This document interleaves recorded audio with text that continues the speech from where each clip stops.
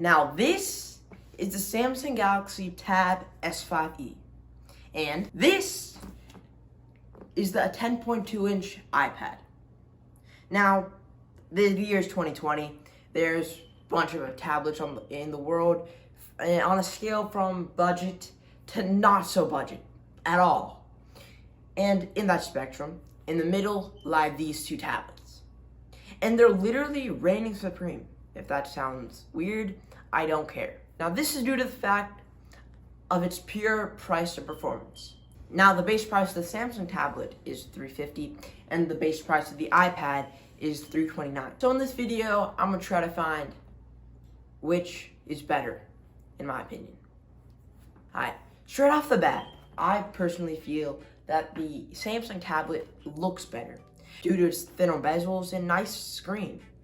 Now, it's not safe to say that the iPad also has a great screen, but due to its thick bezel, I honestly feel like it looks obsolete. And the Samsung literally looks like a rocket ship, and that's like a 1998 Toyota Camry. The screen resolution and size of the Samsung is 2516 by 1600, which is honestly great, and it's a 10.5-inch panel, in opposed to the 10.2-inch panel that is 2160 by 1600.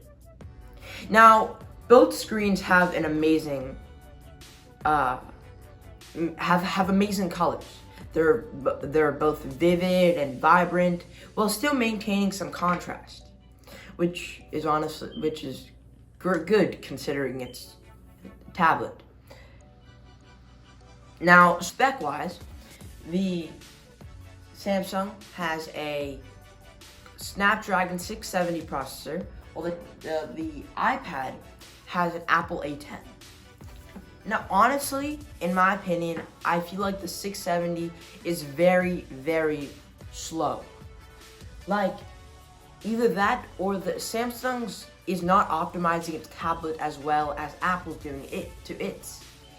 The Samsung tablet's always hanging up and it's taking a long time to load apps. Well, the iPad is always so smooth and quick with its animations and its load times. Obviously, the Apple A10 is not the newest thing in the world. It was introduced back in, wait, hold up.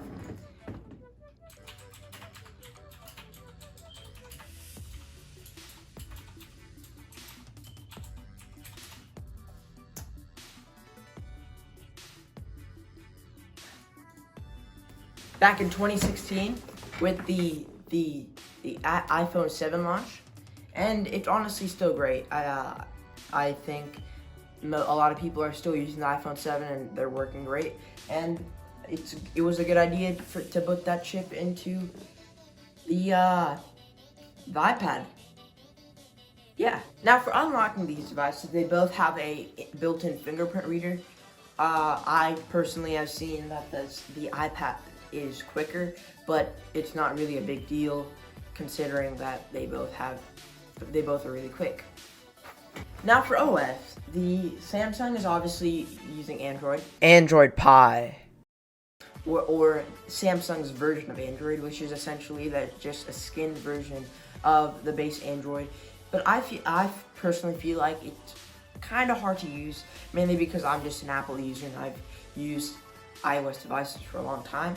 Well, and speaking of iOS, the iPad is now running iPad OS, which is essentially just iOS for iPads, but there's a little bit of difference with gestures and effects, or animations rather. Now, for cameras, they both can do 1080p at 30 FPS, but I feel like cameras is not a big deal on a tablet, because who's really gonna be the guy who's holding up their tablet like blocking everybody's view when they're trying to take a picture?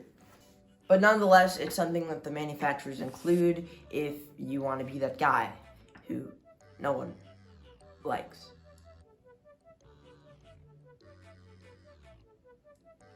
Now, we spent a long time talking about the similarities, but let's talk about the major differences. Now, Something that the Samsung has that the Apple doesn't, is Samsung DeX, which is essentially turning your tablet into a legit computer. So this has mouse and keyboard support. You can get something like the Samsung Folio case, which I have here. It's a magnetic case that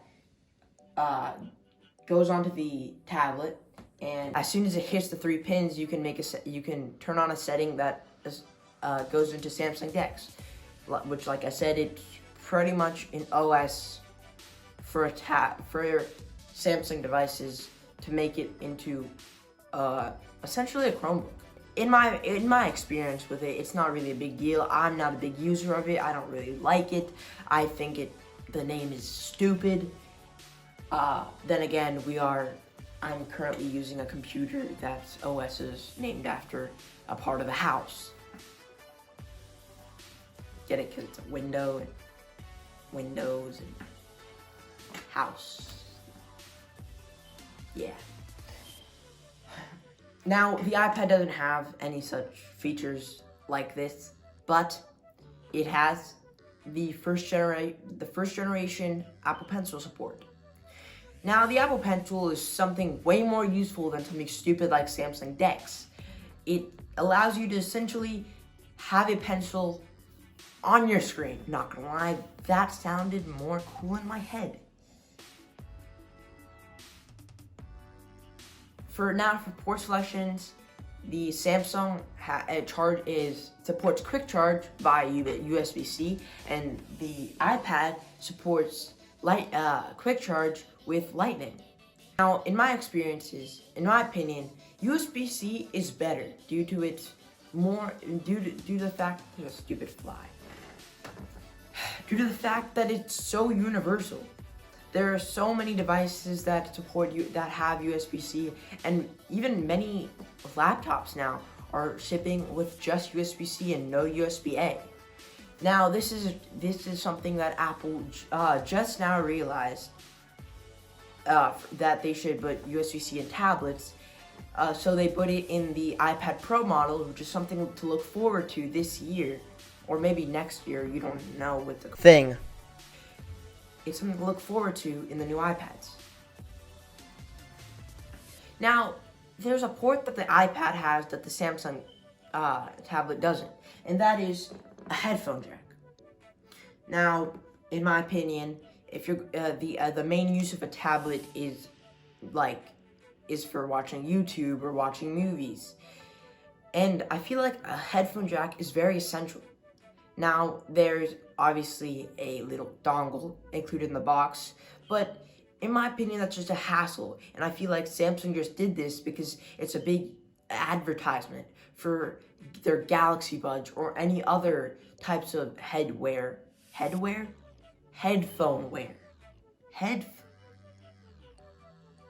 any other type of headphones, okay, that Samsung makes or supports.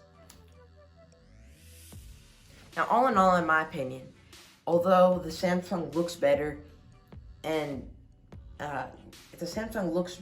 has thinner bezels, I feel like the iPad is more optimized. It has a better build quality, in my opinion, and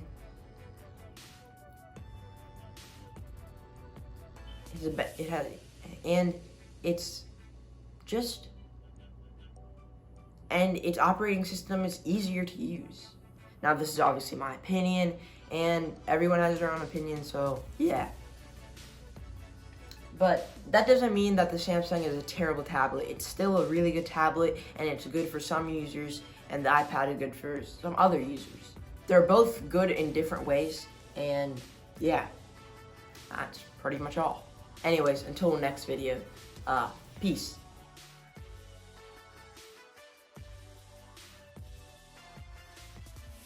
Realized is that the Samsung case is magnetic, so you can attach it to a fridge.